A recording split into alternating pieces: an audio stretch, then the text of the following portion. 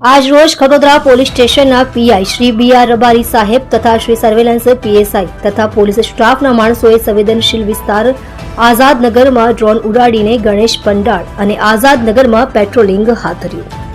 તમે જોઈ રહ્યા છો SD ન્યૂઝ ચેનલ ફેઝર શેખની સાથે.